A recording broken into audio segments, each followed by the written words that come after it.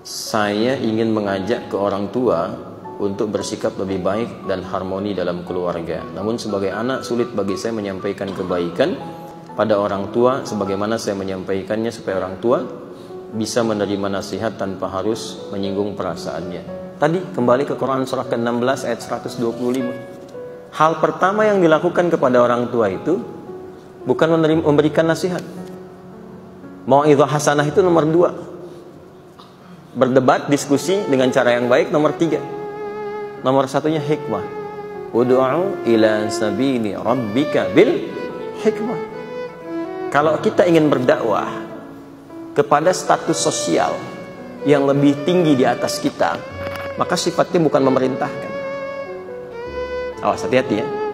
Sifatnya bukan memerintah, karena kalau memerintah langsung ditolak. Ya, bukan mengajak. Mengajak itu dari atas ke bawah. Memerintah itu dari atas ke bawah.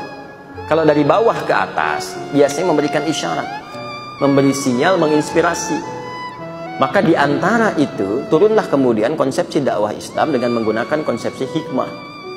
Apa di antaranya? Nah, tadi saya sampaikan makna yang pertama dari hikmah, kesesuaian antara perkataan, perbuatan, dan menempatkan sesuatu sesuai dengan tempatnya.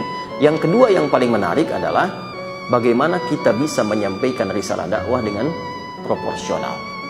Maka dalam konsepsi proporsional ini, kepada orang tua, sentuhannya tadi selalu akhlak.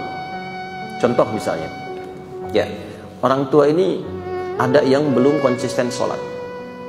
Maka masuklah Anda ke situ tidak langsung dengan mengajak. Ya, sholat, sunnah tingkatkan. Orang tua tidur misalnya, tergantung usia ya. Anda bangun, sholat, bermohon dulu dengan berdoa kepada Allah Subhanahu Wa Taala. Ya, minta melembutkan hati orang tua. Kalau keras hatinya, minta melembutkan dulu.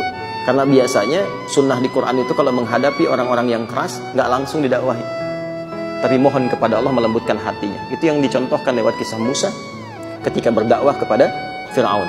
Ya, di surah Thaha itu kan viral ya. Qala rabbi shrahli sadri wa yassirli amri wahlul 'uqdatan min lisani yafqahu qawli. Setelah itu lakukan dalam sujud, tahajud, minta kepada Allah.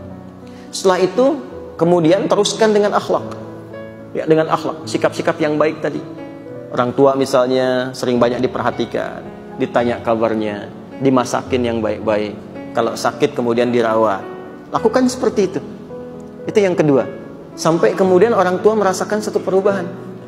Begitu merasakan satu perubahan, dia pasti akan bertanya.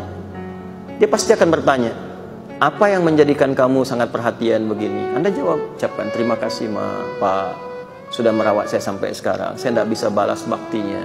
Saya tidak bisa membalas dengan apapun perhatian Bapak dan Ibu kepada saya sampai dengan saat ini. Tapi Alhamdulillah, sholat saya mendorong saya untuk meningkatkan bakti kepada Bapak Ibu jauh dari apa yang pernah Bapak Ibu dapati sebelum saya meningkatkan sholat. Jawaban itu akan semakin menyentuh. Jadi tidak butuh kita dengan kalimat, ayo Pak, Bu, sholat, takut kita berpisah di akhirat nanti. Mak masuk neraka, saya masuk surga, kan tidak enak. Tidak usah dengan kata-kata begitu. Ya, perbuatan-perbuatan saja. Tergantung sifat orang tuanya, tidak senang apa, di situ dimasukkan. Nanti buka ceramah-ceramah, buku-buku dan sebagainya, kisah-kisah inspiratif dari amalan yang belum konsisten di situ orang tua. Nah, itu kadang-kadang kita butuh lebih banyak hikmah. Fikih dakwah itu lebih banyak dihiasi dengan hikmah dibandingkan dengan hukum-hukum terapan fikih biasa. Ya. Dan karena itulah ditempatkan dalam Quran itu hikmah posisi tinggi. Ya, Luqman itu menjadi luar biasa ketika mendapatkan hikmah. Ya. Wa may yu'tal hikmata faqad utiya khairan katsira. Di Quran surah ke-2 Al-Baqarah di ayat 267 sampai ayat 269. Siapa yang diberikan hikmah oleh Allah, maka dia telah mendapatkan pemberian yang sangat tinggi.